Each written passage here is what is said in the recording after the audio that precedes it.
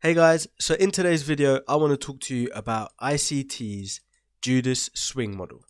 Now this is a very profitable trading strategy that I personally use myself on a day-to-day basis when I'm looking at the charts to see if I can see this play out, and if it plays out I know that it's going to be a very profitable day. Now I also have this tick list that I follow every single day to make sure that every trade I get into I follow everything on here. If one of these is missing, then I won't actually get into the trade.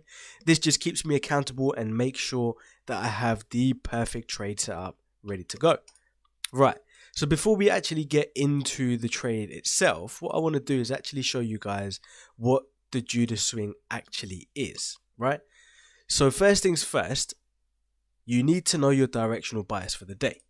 So that comes in the form of understanding where you are. Are you in a downtrend? Are you in an uptrend on the higher time frames, to figure out if you're actually in a bullish or a bearish market. Once you've understood that, the Judas swing happens at the end of the Asian session. So we must mark out the Asia highs and lows. And how we do that is, let's say this is what happened during the Asian session. So we would mark out the high, we would mark out the low, and then we would simply wait for price to sweep either the high or the low and wait for a market structure shift. So we would drop down to the lower time frames, and then essentially what we're waiting for is we are simply waiting for price to either sweep, move up, give us that market structure shift, come back into a fair value gap and continue down. And this is where we're going to take our entry, and this right here is the Judas swing. Right, I know that my drawing is a little bit bad, so hopefully my chart work on the actual charts itself is a little bit better. So let's go on to the actual chart so I can show you guys the actual trade that I took today, which netted me over $7,000 in profit. So number one, let's tick it off. What was our directional bias? So as we can see, price is making a series of lower lows and lower highs. So this shows me that we are indeed in a bearish market. That means I'm looking for sales. Then we drop down to the lower time frame, and as we can see, again we're seeing a series of lower highs and lower lows, which means again my bias is bearish, which means I'm looking for sales. Perfect. So we drop down to the 1 minute, and here we go. So this is the Asian session range right here. I actually use an indicator, and the indicator is called the Asian session range. And if you type it in, it's the Asian session range by Rob Minty. This actually marks out the entire range for me so that I don't have to manually do it. Makes my life a little bit easier so that I don't have to sit there and work it all out. Just marks it out for me. I would suggest you guys do the same. But cool. So next thing, we're waiting for the Judas swing, and the time is at the end of the Asian session. So what I'll do is I will mark this out with a line just like this, just so it helps us keep track as we move past the Asian session. Right, then we're waiting to mark out the Asian session highs and lows, and then we're waiting for price to sweep the high or the low, and then we're going to wait for a market structure shift. Right, so we've marked out the Asia high and the Asia low, and now we're simply just going to wait. So let's see what happens with price. It's moving. Here we go. So this morning I did wake up, I saw this, and price did move for quite a while without sweeping either the highs or the lows. So it was just a simple waiting game. So this is where you can now exercise your patience as a trader and wait for the trade to come to you instead of chasing after the trade. So now, as we're watching price, we're seeing what it's doing. We're not interested. We're not interested in anything until this happens, right? So now we've swept the Asia high. So now that we've swept it, the number one thing to remember is this is our higher low. This is our higher high. So this is one big move right here, here, and here.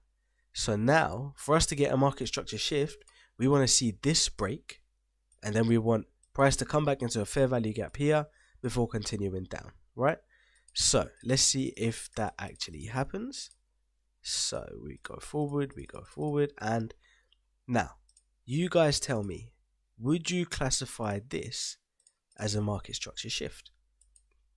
Well, let me take this back one more so that we don't know what actually happens. But would you guys classify this as a market structure shift? Because me personally, I wouldn't. And the reason why I wouldn't is simply because this was a wick. It wasn't a full body closure like this candle right here. It was a wick. And that is nothing but noise. So unless it's a full body closure below this level, I would not classify that as anything but simply noise in the market. So now we are still like this, and this is now considered complex structure. So we leave it alone and we let price move on. Cool. So now, as we can see, we've got a high low, higher high, higher low. So now this is our key structure right here that would need to break in order for us to actually get some sort of move to the downside for the market structure to shift. So let's see what happens when we play price forward, and bang, there it is. Now this is something that I would class as market structure shift, because we've had that closure with the full body and we've broken below. So now we've got a market structure shift. The next thing we do is we wait and identify the fair value gap that caused that. So I don't know if you guys can spot it already, but if you have, let me know down below. But it is right here. So that is our fair value gap. So we mark that out, and the next thing to do is simply to place a limit order at the beginning of the fair value gap with stops above the high and the low, and target the opposing liquidity as our targets. So now what we do is we take this, we place it right here, stops above the high, so that's a 5-point stop, and now we're targeting opposing liquidity, which is right here, to give us a nice 1 to 5.8 risk to reward trade. So now all we do, once we've placed our stops, we've placed our take profits and our trade, now we play price and wait. See, now a lot of you guys, when price gets here, would get impatient. You would try to enter the market prematurely. You would try and chase the trade, but you have to wait. This is the key about being a profitable trader, is you wait for price to come to you. You do not go to price. When you can master that as a concept, you will become a super profitable trader, because if right now price decides to leave, I'm perfectly fine with that. It does not bother me, because I know that I did everything I could. I followed all of my tick list, and after that, all I have to do is just wait. I'm not chasing after the markets. I'm letting the markets come to me. So if we play price on, I think I got tapped in there, or I think it was a little while later. Here it is. This is where I got tapped in, and there it is. So now that we've been tapped in, let me talk to you guys about what I was going through mentally, just so you guys can understand what it's like to be in a live trade where you've got so much on the table, right? So I was tapped in right here, and I had 1% risk on. So that means if my stop loss got hit, that would be £1,000 that I would lose, or $1,000. And once this got hit, I think price did continue to go a little higher. It didn't really do much. It got halfway, and I just thought, you know what, I'm going to forget about it. So I left it, and I thought what I'm going to do is see this key structure point right here. Once that breaks, I'm going to move my stop loss to break even, and price then goes and breaks right there. And now this is where I move my stop loss to break even, so I put it right there. So that was my stops, break even. I'm completely risk free on this trade, and this trade was actually held for pretty much the majority of the whole day. And after a while, price went all the way down, and it got very, very, very close to the take profit. And it was around here. This is it right here.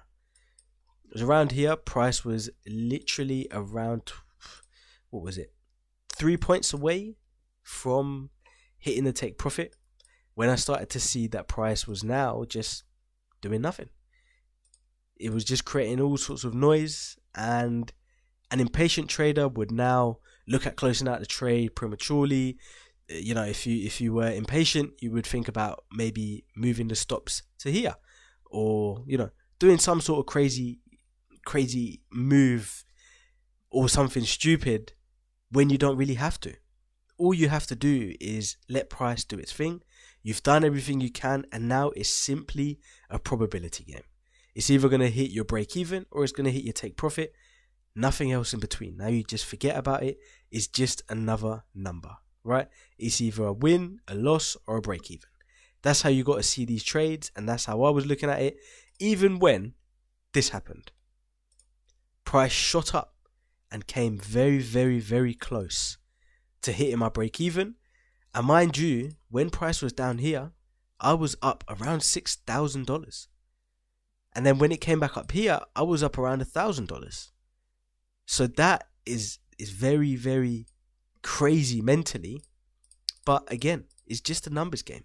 You can't let the numbers of the monetary value get to you. You just have to play the numbers. It's either gonna win, lose, or be a break-even trade. That's it. Nothing else. I don't care about how much money it's going to make. I don't care what's going to happen. All I care about is that it's either going to hit my stop loss, my take profit, or my break-even. And long behold, price went there and bang. News came in and somehow saved the day. But would you look at that? Now that is an absolutely beautiful trade, held perfectly throughout the entire day, following the entire checklist. So this was an absolutely picture perfect trade that was taken today. We had the sweep of the Asia highs, then we had a market structure shift, we had a retest of the fair value gap right here, and from then price went all the way down to the opposing liquidity, which was all the way down here, for an amazing 1 to 5.8 risk to reward trade. So what I'll do, again, as always, I'll leave a screenshot right here of the actual trade that I took this morning live from inside my MetaTrader, so that you can see that I did actually take it. And also on the thumbnail there is the screenshot of the profit as well. If you guys did enjoy this video, please leave a like, comment and subscribe, and I'll catch you guys in the next video.